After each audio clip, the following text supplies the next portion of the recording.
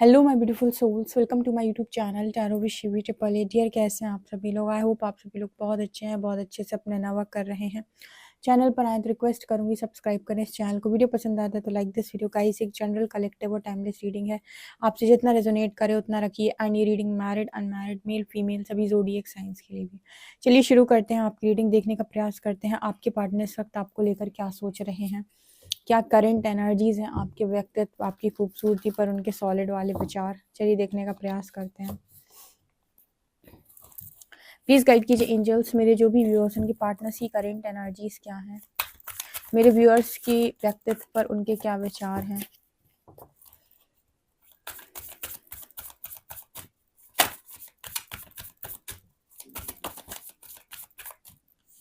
Adventure, nurturing,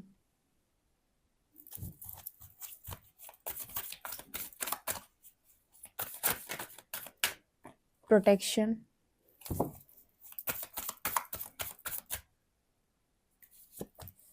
balance,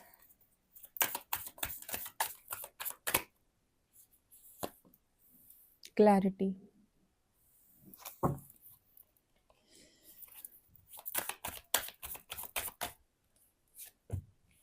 वर्दी,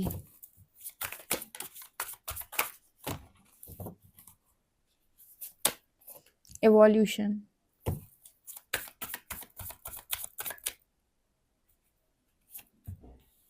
highest good, decisions, release.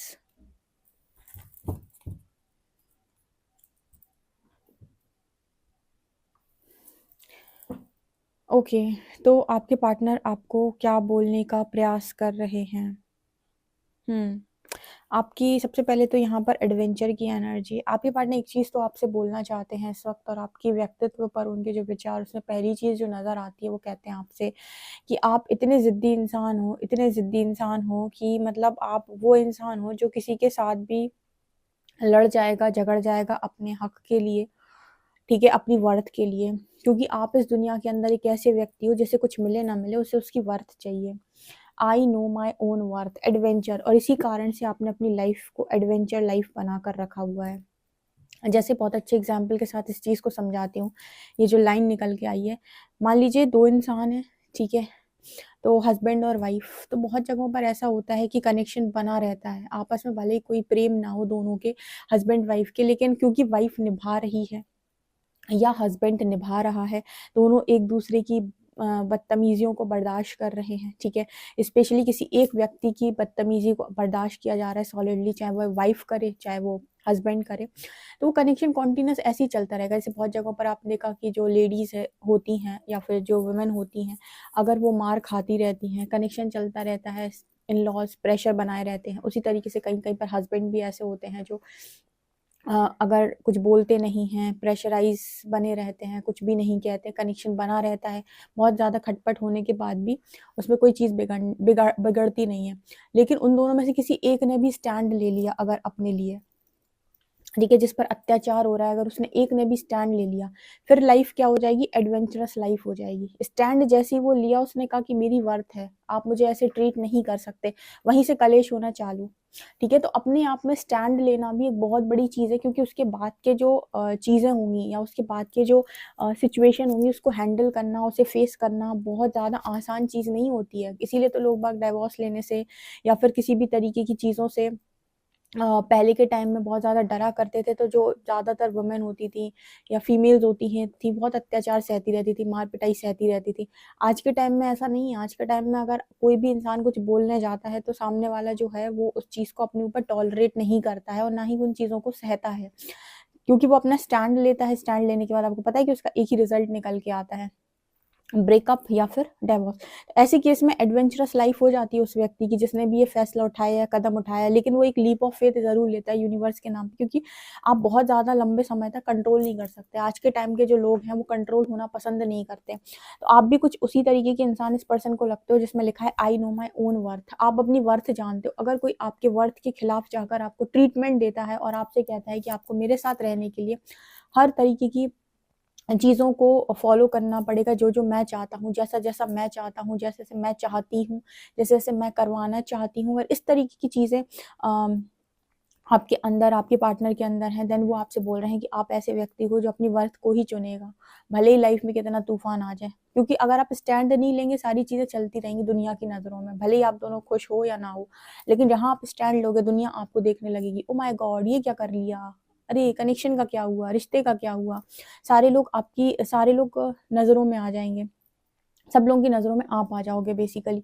तो life तो एडवेंचरस हो जाएगी। ठीक है, तो दो ऑप्शन होते हैं, या तो आप सहते रहो, कह दिया तो फिर आपको सोसाइटी को फेस करना पड़ता है। तो यहाँ पर आपके पार्टनर कह रहे हैं कि आप वही इंसान हो जो सोसाइटी को फेस करेगा, यानी कि वो इंसान हो जो कहेगा कि मुझे मेरी वर्थ चाहिए, मुझे वो चाहिए जो मैं डिजर्व करता हूँ या करती हूँ।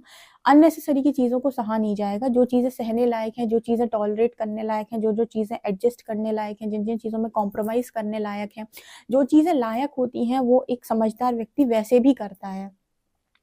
लेकिन जहाँ पर वो देख लेगा कि यहाँ तो आप समझदार ही नहीं, यहाँ तो आप मुझे कंट्रोल कर रहे हो, आप मुझ पर आप मुझे अपनी पावर में लेना चाहते हो, आप मुझे चाहते हो कि आप मतलब मेरे ऊपर हुकूमत करो, डोमिनेट करना, इस तरीके की ख्वाहिशें अगर हैं, तो यहाँ पर बहुत सारे लोग हैं जो कहते हैं I know my own worth. ठीक है, आपको पता है कि आपकी वर्थ क्या है। ठीक है, आप अपनी वर्थ को ही चूज करने वाले हो यहाँ पर। तो ये चीज़ आपके पार्टनर आपसे बोलते हैं, और ये चीज़ उन्हें बहुत अच्छे से मालूम है कि आप बहुत लंबे टाइम तक कोई आपको डोमिनेट कर ले, आपको प्रताड़ना दे ले, ये पॉसिबल है ही नहीं। ठीक है, ये चीज़ इस पर्सन को बहुत अच्छे से मालूम है। नर्चरिंग एंड इवोल्यूशन, ठीक है, जब आप ये कह देते हो कि मुझे नहीं सहना, उसके बाद आपका इवोल्यूशन ही होता है, क्योंकि आप ये कह रहे हो कि आई वेलकम चेंज। ठीक है, मतलब जैसे ही आप ये कह देते हो कि मैं वर्दी हूँ, यानी कि आपने यूनिवर्स की बनाई हुई एक चीज़ को उसकी पोजीशन दिलाने की कोशिश की है, उसकी वर्थ दिलाने की, उसकी एग्जिस्टेंस पर आपने क्वेश्चन नहीं किया। और उसके बाद जैसे ही आप ये बोलते हो, यूनिवर्स आपको दिखाएगा साइन कि भाई आप बिल्कुल सही गए, यही तो हम चाहते थे कि आप अपने आप को चूज करो। और फिर आता है चेंज।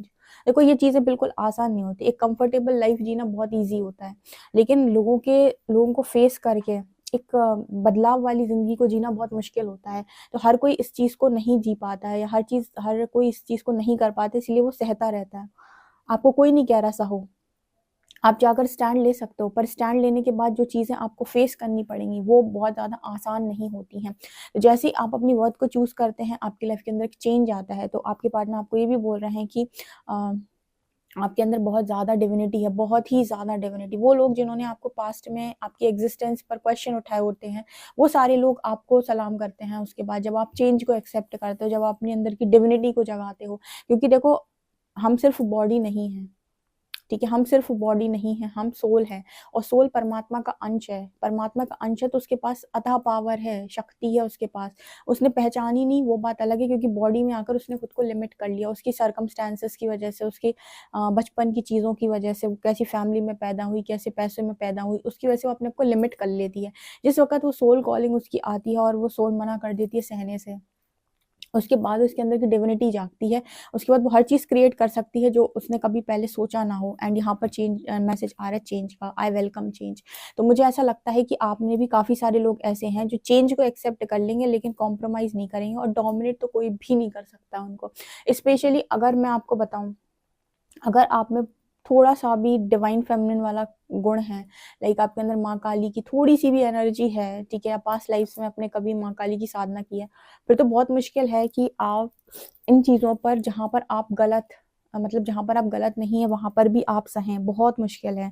जहाँ पर गलत होंगे आप वहां सह लेंगे, बहुत जगहों पर आप एडजस्ट कर लेंगे, बहुत जगहों पर आप अपने आप को बैलेंस कर लेंगे। लेकिन जहाँ पर एकदम प्रॉपर वो चीज़ गलत होगी और आपको दिख रहा है दृष्टि में कि ये चीज़ गलत है, देन फिर आप नहीं सहने वाले हो, बिल्कुल भी नहीं।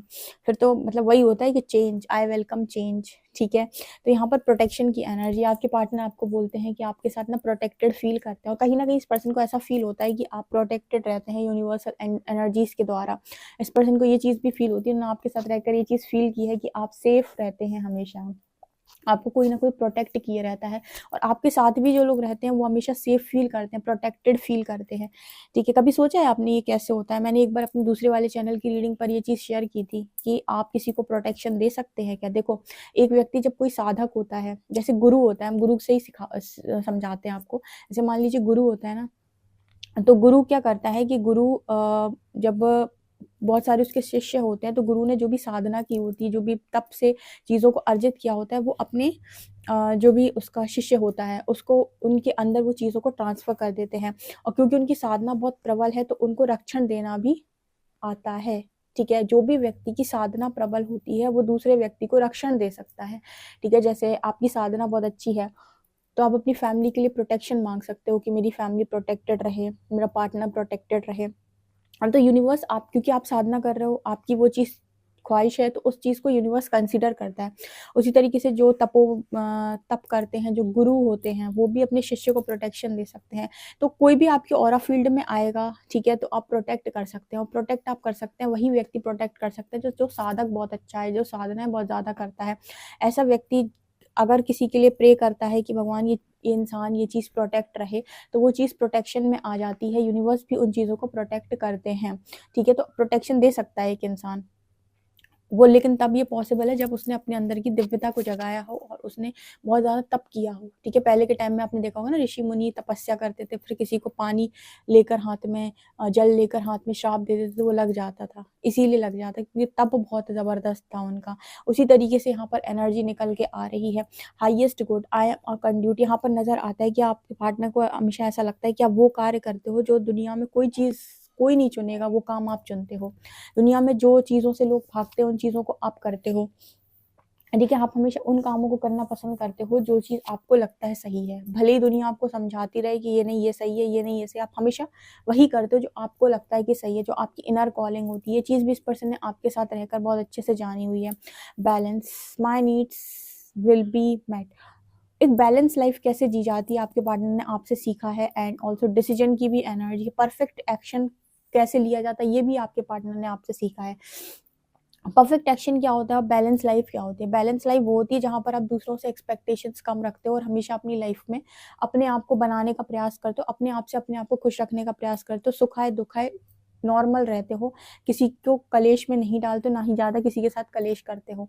ये होती है एक बैलेंस लाइफ, जहाँ पर आप लाइफ में खुश हो, अपनी अपनी चीज़ों के साथ खुश हो। ज़रूरी नहीं कि बहुत लोग आपको खुश रखें। डिसीजन क्या होता है कि आपके जो डिसीजन होते हैं वो इसके बेसिस पर नहीं होते हैं कि कंफर्टेबल कहाँ है मेरी सिचुएशन। आप हमेशा डिसीजन इसके बेसिस पर लेते हो कि राइट क्या है, रॉन्ग क्या है, सही क्या है, गलत क्या है। अगर सही और गलत के चुनाव में आपने सही को चुना हुआ है, आपका डिसीजन सही की तरफ है, उसके बाद कोई फ़र्क नहीं पड़ता कि आपकी लाइफ आगे आपको कंफर्टेबल दिखाई दे रही है, अनकंफर्टेबल दिखाई दे रही है। आप भविष्य में आगे जाएँगे, उस रास्ते पर आगे जाएँगे, बाद में आपको कंफर्ट ज़ोन मिल ही जाएगा। लेकिन शुरुआत में भले ही आप थोड़ा स्ट्रगल कर लो, लेकिन बाद में आपको कंफर्ट मिल ही जाएगा। लेकिन जो भी इस तरह की रॉन्ग डिसीजंस होते हैं, शुरुआत में बहुत कंफर्टेबल नज़र आते हैं, लेकिन बाद में जाकर ये बहुत ही ज़्यादा बड़ी अनकंफर्टेबल सिचुएशन आपके लिए क्रिएट करते हैं। तो ये चीज़ इस पर्सन ने आपके साथ सीखी है कि डिसीजंस को कैसे लिया जाता है, एक बैलेंस डिसीजन कैसे लिया जाता है, कब छोड़ना है, कब पकड़ना है। ज़रूरत से ज़्यादा किसी चीज़ को पकड़ना नहीं है, ज़रूरत से ज़्यादा किसी चीज़ पर ढील नहीं छोड़ना है। हर चीज़ को बैलेंस करके चलना है, अपना 100% देना है। जितने एफर्ट्स लगा सकते हैं लगाएँगे समझदारी के साथ। जहाँ नहीं लगा सकते वहाँ यूनिवर्स पे छोड़ दो, क्योंकि सारे बच्चों को आपने पैदा नहीं किया है, परमात्मा की संतान है, आप किसी को फिक्स नहीं कर सकते। एक लिमिट तक आप लोगों को फिक्स कर सकते हो। आपने अपना काम किया, जहाँ से आपको लग रहा है अब यहाँ से मैं नहीं कर सकता, वहाँ छोड़ दो परमात्मा के ऊपर कि सरेंडर, ठीक है? क्योंकि यहाँ से आपकी ज़िम्मेदारी, भई आपके बच्चे हैं, आप सँभालो, ठीक है? जो भी इंसान है, जो भी लोग हैं, ये हमसे नहीं सँभलते, ठीक है? इनको फ़िक्स करना हमारी रिस्पॉन्सिबिलिटी नहीं है। हमने फिर भी ट्राई किया। तो ये चीज़ें आपके पार्टनर ने आपको बहुत अच्छे से देखी हुई हैं। परफेक्ट एक्शंस आर शोन, आपने हमेशा इस पर्सन को परफेक्ट एक्शंस लेकर दिखाए हैं। क्लैरिटी एंड रिलीज़, यहाँ पर क्लैरिटी का कार्ड दिखा रहा है कि आप में से काफ़ी सारे लोग ऐसे हैं जो क्लैरिटी में रहते हैं या फिर कहते हैं कि जब तक मुझे क्लैरिटी नहीं मिलेगी, मैं किसी भी डिसीजन को नहीं लूँगा या नहीं लूँगी, ठीक है? आप हमेशा हार्मनी पसंद करते हो, आप हमेशा पसंद करते हो चीज़ों को जोड़ना, ठीक है? जो चीज़ें आपको लगती है सर्व नहीं कर रही, आप बहुत आसानी से छोड़ देते हो कि ठीक है, नहीं सर्व कर रही, अगर नहीं कॉलिंग हो रही है, इनर कॉलिंग नहीं है इस चीज़ के लिए, सोल कॉलिंग नहीं है, तो भाई जाने दो, छोड़ दो।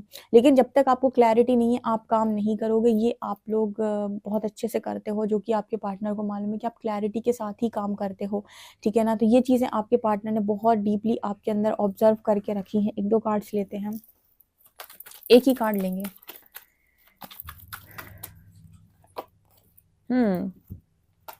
आपके पार्टनर को ऐसा लगता है कि आप बहुत स्लो चलते हैं लाइफ़ के अंदर। देखो, ये भी एक बहुत अच्छी चीज़ है। कुछ लोग होते हैं जो डिसीजंस लेते हैं क्योंकि उन्हें तेज भागना है लाइफ के अंदर।